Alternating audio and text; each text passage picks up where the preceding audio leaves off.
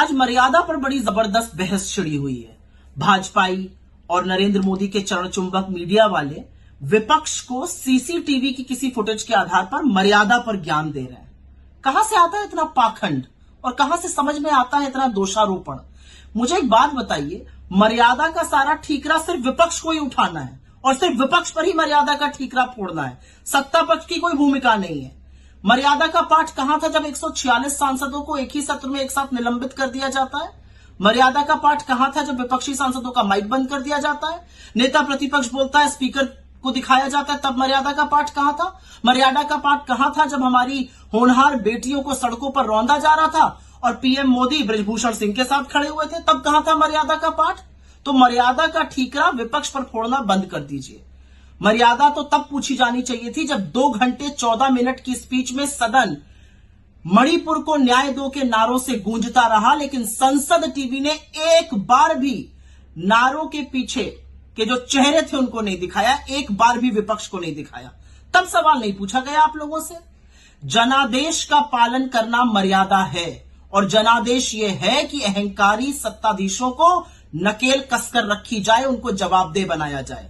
मर्यादा सच बोलने में है, मर्यादा झूठ का पर्दाफाश करने में है, मर्यादा अन्याय के खिलाफ डटकर खड़े होकर न्याय की लड़ाई लड़ने में है, जो विपक्ष कर रहा है, जो राहुल गांधी कर रहा है, जो कांग्रेस पार्टी कर रही है। असलियत तो यह है कि मणिपुर 1 साल 3 महीने से जल रहा है। असलियत यह भी है कि मणिपुर में जो विवाद है वो 2 समुदायों के बीच में है। 2 सांसद वहां के उन 2 समुदायों का प्रतिनिधित्व करते हैं। एक सांसद बोल चुके थे, एक बोलना चाहते थे। यही विपक्ष की समूची मांग थी और समूचा विपक्ष उन सांसद के साथ खड़ा था और बिल्कुल वेल में आकर नारेबाजी की जा रही थी, मणिपुर को न्याय दो, क्योंकि यही लोकतंत्र है and disruption is a form of democracy. ये आपके नेता अरुण जेटली ने कहा है, जिनको आप भूल चुके हैं, पर हम नहीं भूले हैं। अगर सोती हुई सरकार को जगाना, नारे लगाना लोकतंत्र नहीं है तो लोकतंत्र क्या है? और इसीलिए बड़े दुख के साथ यह कहना पड़ता है कि मणिपुर को उसके हाल पर छोड़ देना, मणिपुर एक बार ना जाना, मणिपुर की समस्या का समाधान ना ढूंढना, जो सरकार अपना विश्वास खो चुकी है मणिपुर पे उसको बरकरार रखना, यह मर्यादा का उल्लंघन है।